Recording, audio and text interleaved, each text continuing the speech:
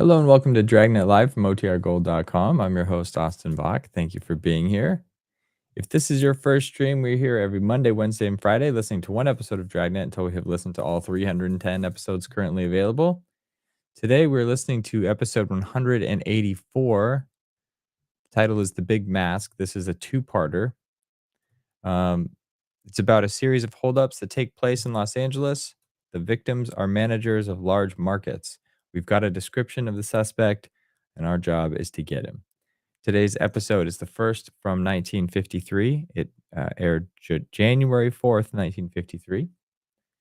And I'm pulling up the link in the description to onthisday.com to figure out what was happening there.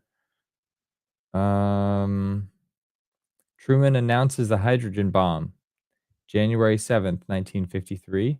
Just a couple days after today's episode. It says U.S. President Harry Truman announces American development of the hydrogen bomb. What else happened here?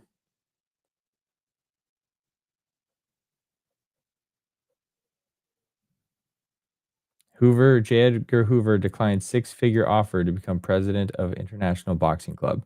So the the first director of the FBI, J. Edgar Hoover, I guess was a boxing fan. I did not know that.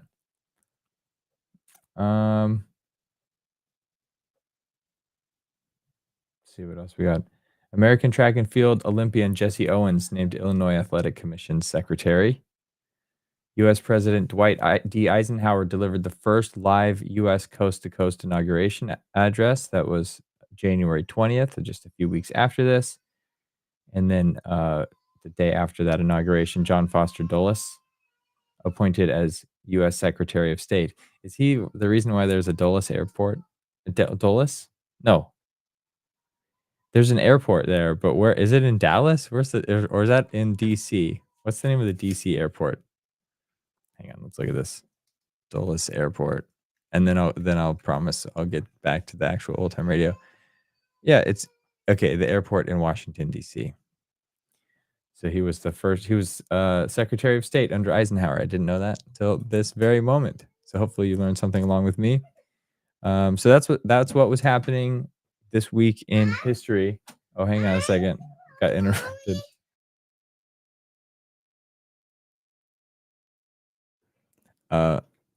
Dealing with family problems here. My 4-year-old, or he's not even 4, he's not even 3. My little kid. Hey, buddy, hang on. I'm gonna go on mute. I'm just gonna get the show started. I'll give a shout out to everybody else in a second.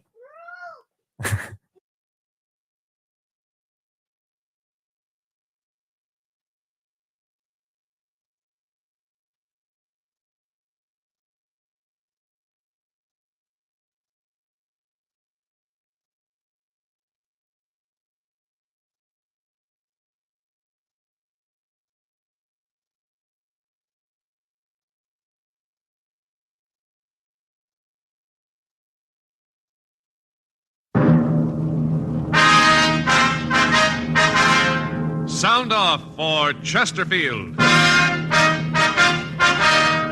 Chesterfield, the only cigarette in America to give you premium quality in both regular and king size, brings you Dragnet.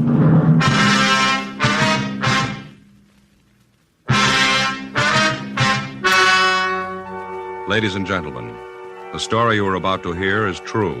The names have been changed to protect the innocent.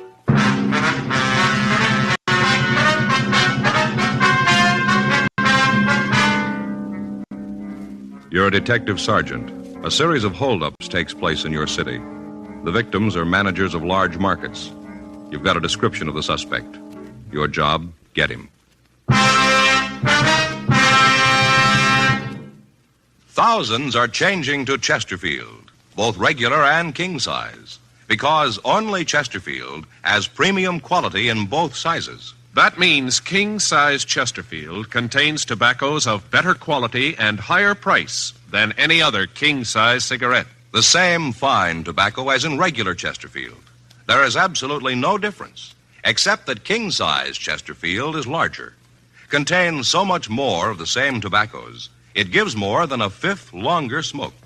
Yes, more than a fifth longer smoke from king-size Chesterfields. So remember, Chesterfield is the only cigarette to give you premium quality in both regular and king size. Buy 'em either way you like 'em, regular or king size. You'll find premium quality Chesterfields much milder. Yes, Chesterfield is best for you.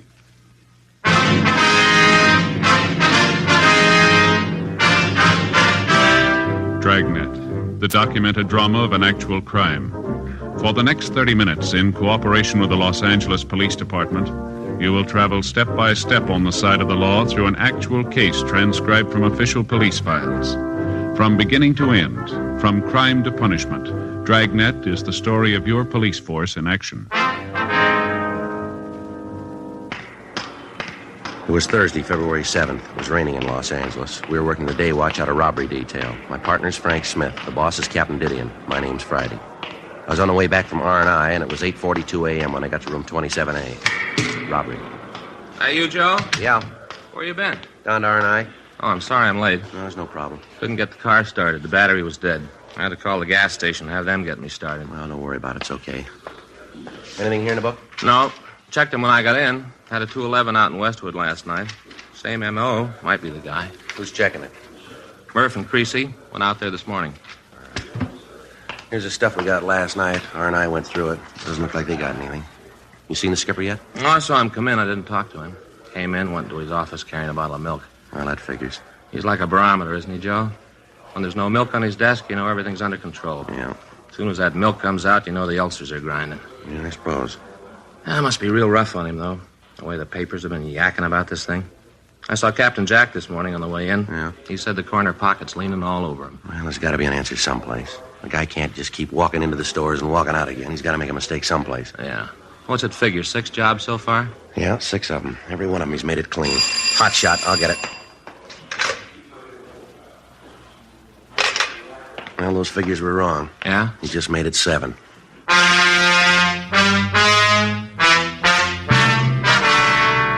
For the past 2 months, a holdup man had been hitting markets throughout the central area. In each case, the description of the bandit was the same. His M.O. tallied with that used in other robberies. In each instance, the bandit had been waiting for the manager of the market when the store was opened. At gunpoint, the suspect would force the manager to accompany him around the market.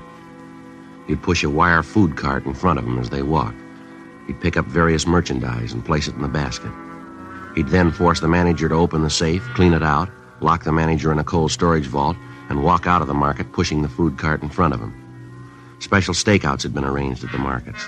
Extra units from Metro Division had been assigned to patrol duty, but the holdups continued. 9:22 a.m. Frank and I got to the address of the latest robbery, the county market at the corner of Olympic and Maryland. A radio car was there when we arrived. Come in. Yes, something you wanted? Police officers. It's my partner, Frank Smith. My name's Friday. Hello, I'm Arthur Scott. I'm the manager here. You got that man that did this yet? No, sir, not yet. I wonder if you could tell us just what happened. Sure. You know where the other officers are, Mr. Scott? Outside someplace. They were talking to the others, getting names and addresses, something like that. You want to check them, Frank? Yeah, sure. Fine. I wonder if you'd mind telling me just what happened. Well, the man was waiting for me when I came in this morning. I don't know how he got in. He just walked up behind me and said that I shouldn't cause any trouble. About what time was this, do you remember? Well, let's see. It must have been about 7:10, 7:15. Mm-hmm. Yeah, I came in the front door. Everything looked all right. Walked back here on my way to the office. He just came up in back of me. Yes, sir. Had this gun. He pointed at me, told me not to cause any trouble, like I said. What kind of a gun was it, would you remember? It was just a gun. He pointed it right at me. Well, I understand that, sir. Do you remember if it was an automatic or a revolver? I guess it was a revolver, long barrel. I could see the bullets in it. I knew it was loaded. I wasn't going to mess with him.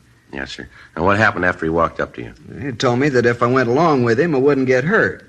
And then he walked me up to the front of the store by the check stands, took one of the baskets, and started to walk along the racks.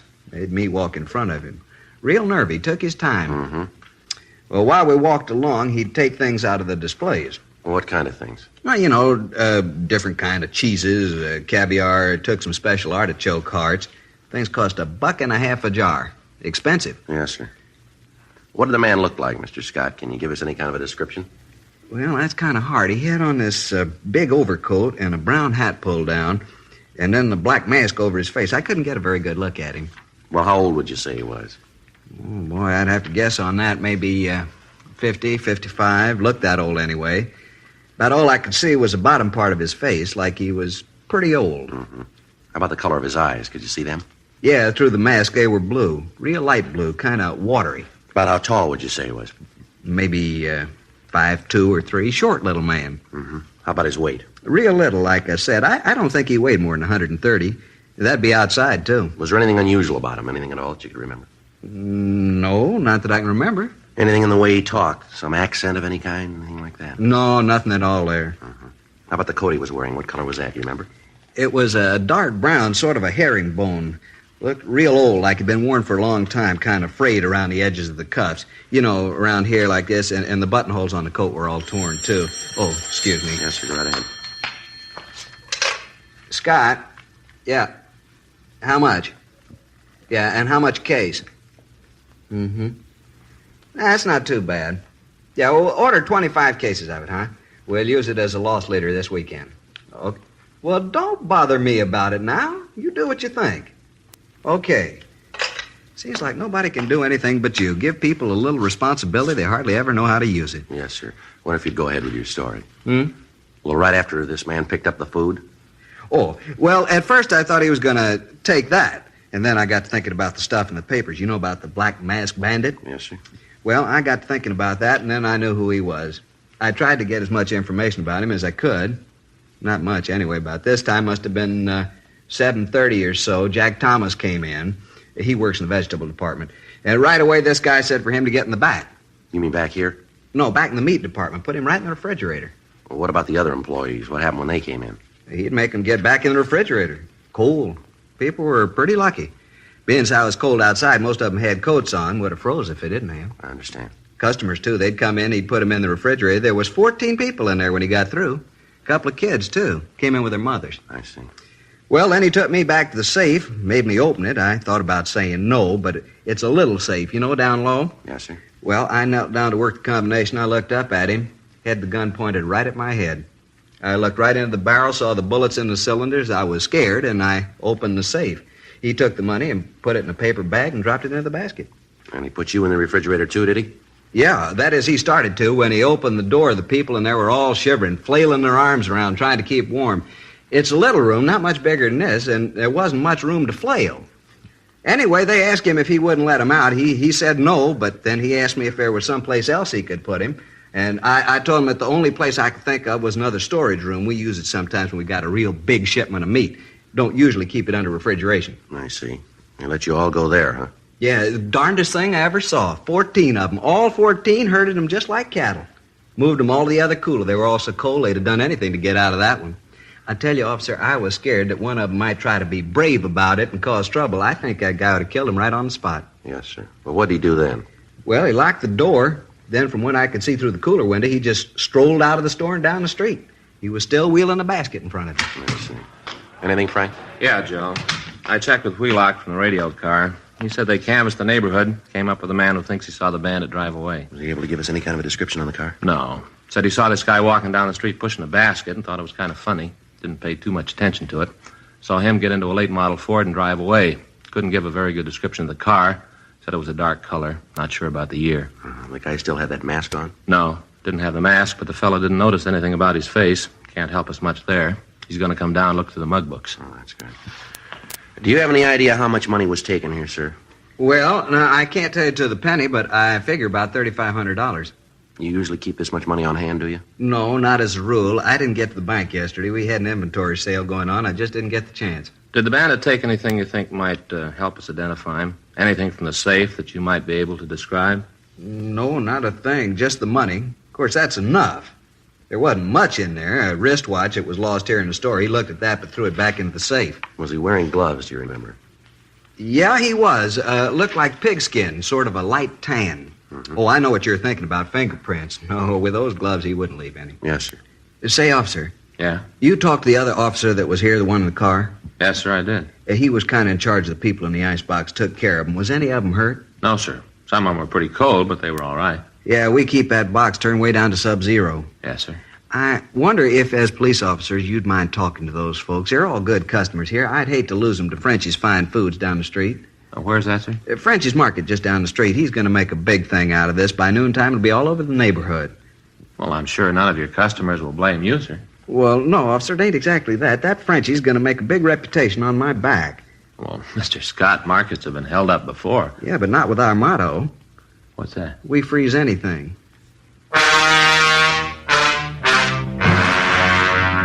9:46 a.m. Frank and I continued to talk to Arthur Scott. We questioned him about the actions of the holdup man, but he was unable to give us any new information. The crime lab came out and checked the store. The M.O. was the same. He'd entered through a rear window. Tool marks were found. Photographs were taken. No other physical evidence was found.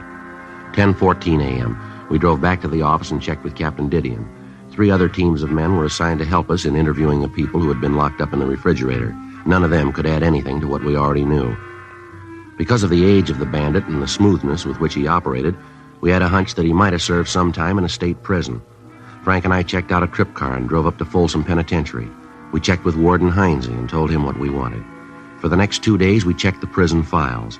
We got several possible leads, but when we got back to Los Angeles, none of them led anywhere. Tuesday, February 12th, 8:49 a.m. We checked with Captain Didion. Well, you come up with anything? No, not a thing, Skipper. We checked them all out. Nothing. How much longer you figure it's going to take you to come up with something we can use? We're doing everything we can. We've run down every lead. They all go nowhere, yeah, I know. I've been telling the corner pocket that all month. It doesn't prove a thing, and they aren't buying it anymore. Well, Frank and I got an idea, Skipper. It's kind of wild, but might turn it. Well, let's hear it. If you take a look at the map over here. In the last 2 months, he's hit 7 places here. Here, through here, and up and through here. Not much of a pattern, but maybe there's enough to work on here. Mm-hmm. From the way he's worked in the past, he's going to be waiting in the stores when the manager comes in. So the problem is to find some way to check the managers after they first get to the stores. So? Well, so most of the stores open about 8 o'clock. From what we've been able to check out, the managers get in about 6:30 to 7. We make arrangements for them to call the office after they're in the stores and they've checked them through. How are you going to work the calling? Well, Frank and I figured that if we could stagger the call, so we'd get one at, say, 6:30, next one at 6:31 or 6:32, and so forth. We allow them 5 minutes leeway. If we haven't heard from them in that time, then we know something's wrong. See? How many men do you figure you're going to need to do this? Well, maybe 2, 3 other teams. Those and the men from Metro that we have now. It's wild, Skipper, but it's about the only thing we got left. How long will it take you to check with the store owners? Well, maybe 2, 3 days. We figured we'd keep it in this area right over here. There seems to be maybe where he'll hit next. Is all we can. Now, just a minute. Robbery, Didion. Yeah. When? They sure about the ammo? Mm-hmm. Description? Send it in, will you? Right. Better enlarge that area. What do you mean? You just hit in Sacramento.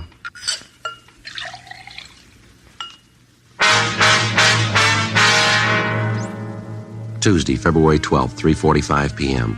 Frank and I talked on the phone to Fritz Kaminsky, chief of police in Sacramento. He told us that the market bandit went through the same sequence of events that had characterized his operations in Los Angeles. First, he took several food items from the display stands in the store, and then he forced the manager to open the safe. After robbing the safe, the thief locked the manager in a meat refrigeration locker and left the store. A witness in the neighborhood saw the suspect leave the store and said that he'd escaped in a late-model dark Ford sedan. He was unable to give us much of a description of the man, but he said that he was elderly, small, and that he'd been dressed in a brown overcoat and a brown hat, and he wore a black mask. There could be little doubt that it was the same man who had been hitting the markets in the Southland. Wednesday, February 13th. Frank and I checked out a trip car and we drove up to Sacramento. We talked with the victim and with the witness. Both of them were unable to find the thief's picture in the mug books. Stakeouts were arranged on the markets in the Sacramento area, and additional bulletins were gotten out on the Ford sedan. Frank and I returned to Los Angeles and started to set up the plan that we discussed with Captain Didion.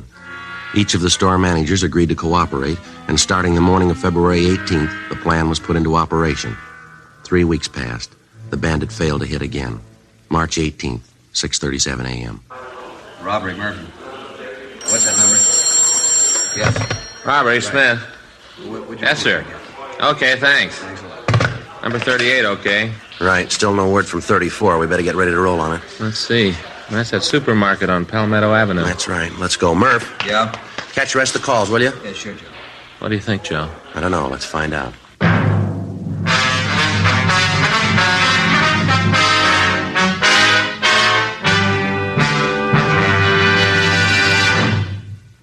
You are listening to Dragnet, the authentic story of your police force in action. The modern way to sell cigarettes is the Chesterfield way, both regular and king size. And we're the only one that does it. We tell you what Chesterfields are made of to give you premium quality in both popular sizes. Our scientists select the best materials. They select for Chesterfield the world's best tobaccos, blend them just right. And they keep Chesterfields tasty and fresh with the best of moistening agents. Now, here's something else that's completely modern about Chesterfield. People smoke Chesterfield, and we tell you what happens. Scientifically, but simply. A medical specialist is making regular bi-monthly examinations of a group of people from various walks of life. 45% of this group have smoked Chesterfield for an average of over 10 years. After 8 months, the medical specialist reports that he observed no adverse effects on the nose, throat, and sinuses of the group from smoking Chesterfield. I'd say that means real mildness. And finally, we ask you to try Chesterfield and prove what we say. Chesterfield is best for you. They're much milder, to give you all the pleasure that the modern cigarette can give.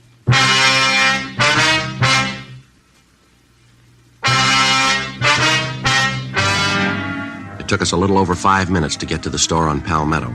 As we went by the place, we couldn't see anyone through the front windows. The store looked empty. Frank pulled the car into the parking lot next door to the store, and we walked around to the front. How about it? No, I can't see anything from here. You want to cover the back? Yeah. I'll give you time to get back there, then I'll go in the front. Right. Watch it.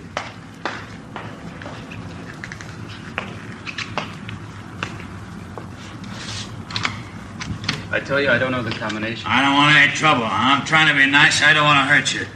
Open the safe and everything will be all right. You read the papers. You know about me. Now do what I say. Nothing will All right, mister, let's hold it right there. Police officers, put that gun down. Now watch it, Joe. He's coming at you. Get out of my way. All right, come here. You okay, Joe? Yeah, I got him, Frank. Want to shake him down? Right. Here. You got him? You got the gun? Yeah, we got him. I was sure scared there for a minute. I tried to think about how I was going to stall him long enough for you to get here. He's clean, Joe. All right, come on, mister, on your feet. Come on. What's your name? Clark. Leonard Clark. All right, let's go. You want me to go along with you? Yeah, well, why don't you make a crime report? Fine, I'll do anything to help try to rob me. Lousy deal. Might have known something was wrong the way that guy played it. Should have known. Yeah, sure. You figure me for the guy you're looking for? This black mask bandit the paper's been yakking about? That's the way we figure it. Well, too bad, fellas. You can't make me for it. Is that right? Yeah, you're looking for somebody else. You got the wrong man. How old are you, Clark? 52? Ever serve any big time? Sure, what's that prove? Well, the way you look, the way you work this one, even the mask, we made you for it. Only one thing. What's that? You gotta prove it.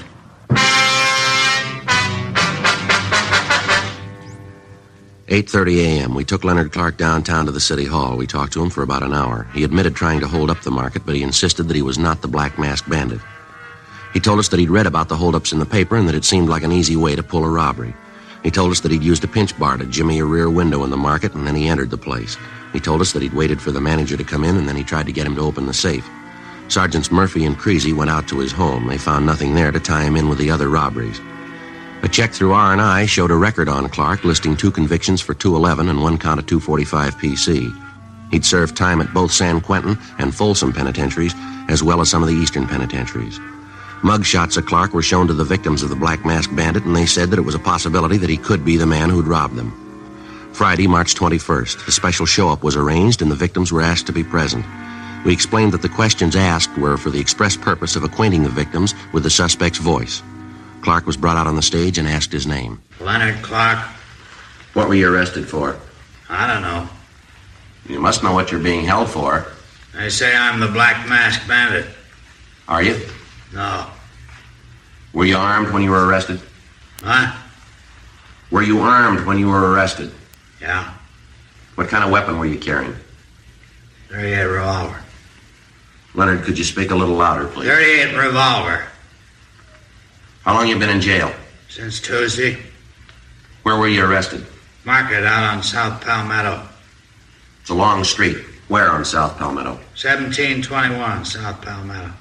What were you doing there? Was arrested for trying to hold up the place. You ever done any big time? Huh? I say, you ever done any big time? Yeah. Where? At Q and Folsom. What'd you do the time for, Leonard? Which time? Well, let's take them in order. How about Quentin? 5 to life for robbery. How about Folsom? Same thing. You owe any time now? Yeah, I'm on parole. Joe, Yeah. ask him to turn around, will you? The victims can't see him too good. All right. Leonard, take a quarter turn to your left. No, Leonard, to your left. All right, now another quarter turn. Another quarter turn. Now another quarter turn. No, same way. Another quarter turn. Now face the front, Leonard. Where do you live?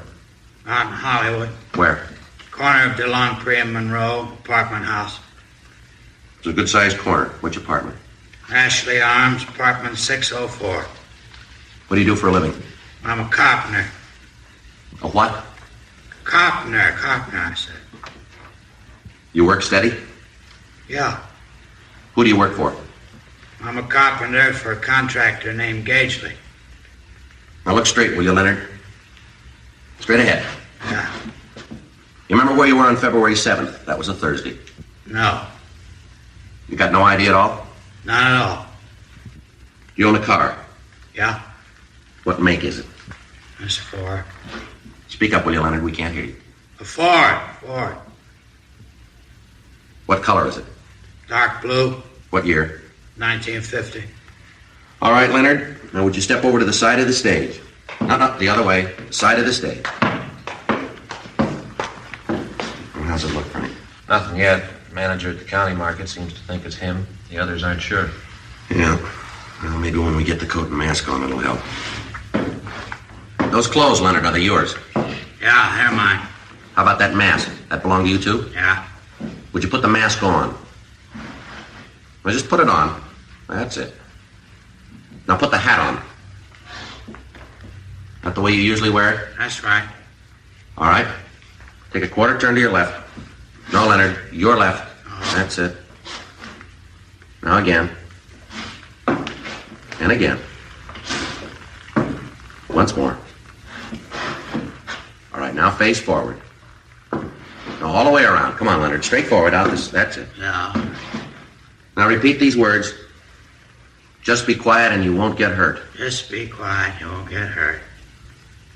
Now say, open the safe and don't cause any trouble. Open the safe, don't cause any A trouble. little louder, Leonard. Open the safe and don't cause any trouble. All right, Leonard, you can take the mask off. How many times have you been arrested? I don't know. About how many times did you say? Maybe 15, something like that. What'd you fall for? Suspicion. Suspicion of what? A lot of things. They didn't nail me for 'em. How old are you now, Leonard? 52. How old were you when you were arrested the first time? 16.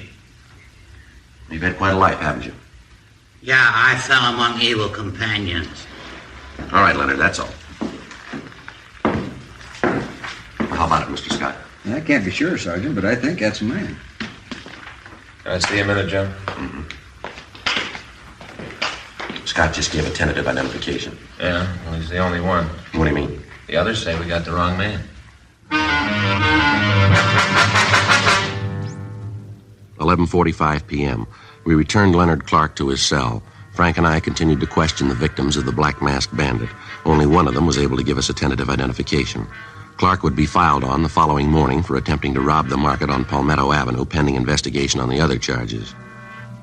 The working detective has come to know that many times at a show-up, identifying witnesses sometimes become confused, sometimes fail to speak up for one reason or another, sometimes due to fear, the idea of incriminating a man, thus making the officer's task of bringing a suspect to justice all the more difficult. In spite of the lack of identifying witnesses, Frank and I felt reasonably sure that we had the Black Masked Bandit in custody. The following morning, March 22nd, we checked into the office to fill out the follow-up forms. You know, Joe, I just can't figure it. He's got to be it. He's got the motive, the opportunity, everything. Yeah, M.O. matches. We got him on one count anyway. What happens now? Well, I guess we just wait. If there aren't any more holdups, we know we got the right guy. It's about the only way you can do it. Anyway, you slice it, Clark's finished. The court gets through with him this time, they'll nail him for life. Yeah, I suppose so. He sure looks like the guy to me, though. I tell you, Joey's got to be it. Everything fits with him, all the way down the line. That's what I figured, too. Friday, Smith? Yeah, Skipper. Call from Hollywood Division. Just had one at 3rd and Selma. Yeah, what about it? Black Mask Bandit. We haven't got him.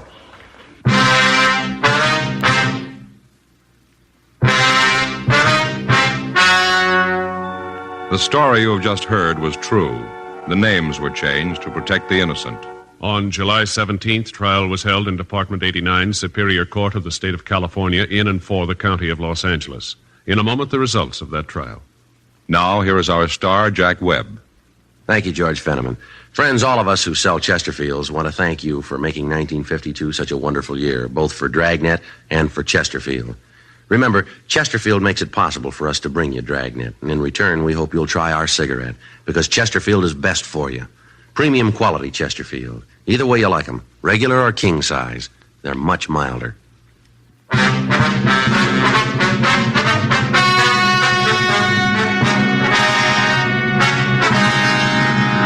Leonard Stanley Clark was tried and convicted of attempted robbery. Because of his previous criminal record, he was sentenced to life imprisonment without possibility of parole. He is now serving his term in the state penitentiary, Folsom, California. Next week, The Big Mask, Part 2. Ladies and gentlemen, as an investment, bonds are better than ever. So whether you already buy on the payroll savings plan where you work or the bond-a-month plan where you bank, get an extra bond for defense tomorrow.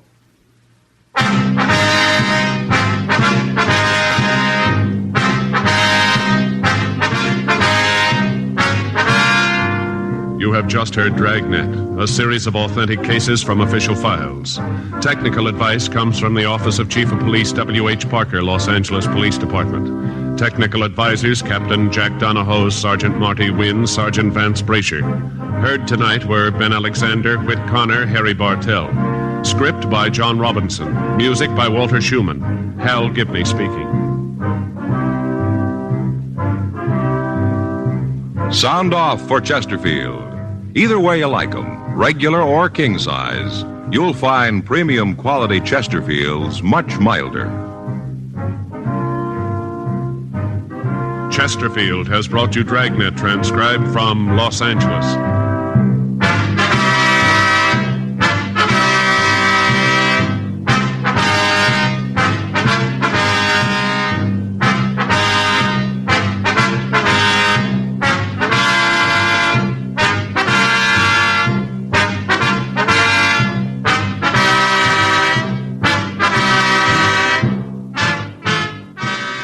Tonight, there's more adventure with Barry Craig, confidential investigator, on NBC.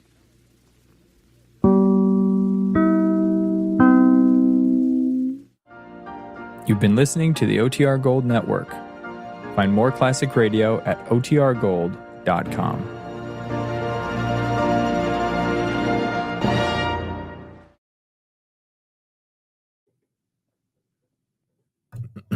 All right. I hoped you enjoyed that episode. I hoped you heard that episode. I need to go back and listen to it because I was gone for half the time. I was going to show you all these cool things too, but then my little intro got cut off. I was going to remind people of these don't smoke, drink water. I was going to hold that up when we had cigarette commercials. This is the official coaster of the channel. Holy smokes, come on. Focus. Well, you have to freeze the camera when it. There we go. Look at that. Anyway, that's up on the channels. That's up on the store if you want that. I also forgot to say, if you're watching from the Old Time Radio Archive channel and you want to join in the chat, which we're now at the end, but if you want to join the chat the next time, go to OTR Gold, go to the OTR Gold channel and join us from there. I also put the link in the description. There were a few other things. Since it's after the episode, we tend to go on tangents for a bit longer. Look what I got recently. So I think I told you a while ago I had a giant thing of pyrite, like fool's gold. Maybe I didn't, but as a kid, my neighbor had a thing, and he gave it to me when he moved. And this was a chunk of it. This thing is much bigger. It's like probably, if I put it in my hands, it's like this big. and not everything is as shiny and cool as the thing I'm about to show you, but this was part of it. It's not super shiny, it's got a little, come on, get that again. There we go. But look, my kids were playing around with it yesterday and broke off a piece. It was actually last week. And this is like the inside of it. So this is like shiny, brand new pyrite that hasn't been, uh, what's the word when like the shine of something goes out, happens to copper too. Like you can shine up copper and then over time it gets more dull, whatever that process is, oxidation or something. I don't know exactly what the term is, but that's what I'm used to seeing the whole time. And then because my kids broke it, I got to see like fresh. All right. So even though this thing chipped off the main unit, come on. There's something better. Since it broke off the main unit, I can see like what the inside is. And that I could see why that would trick people into thinking that's gold. That is beautiful. So that's the one thing I wanted to show you. And I have like, here are all the other little pieces that came off of it like that. My poor little thing of pyrite, but that's what kids do. And then this is my new wallet.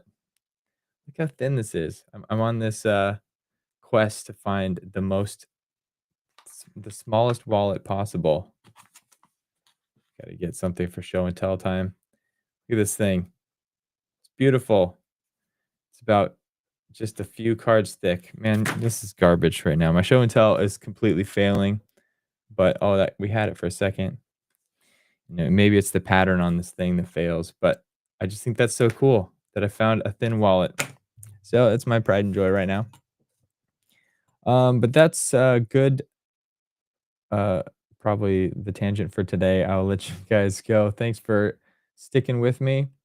Thanks to everybody in the chat. I didn't give you a shout out at the beginning, so I'll do it right now. Life with Roscoe, Film Noir Buff, Dirt Hermit Hobbies, Nell, Chris, Brandon, Arlene. Go through here. So over it. 7B and AZ. Some of you are probably going to get double shout outs because I'm losing track of what ones I've already said. Andrea, Tune the News. I think I said Sam already. I think that's everybody so far, or the talk today. Thanks for tuning in. Thanks for being here. Thanks for being part of this community. If you enjoyed today's show, please like and subscribe if you've already subscribed, like and subscribe if you haven't done that already. And help us reach more friends, help us reach more people.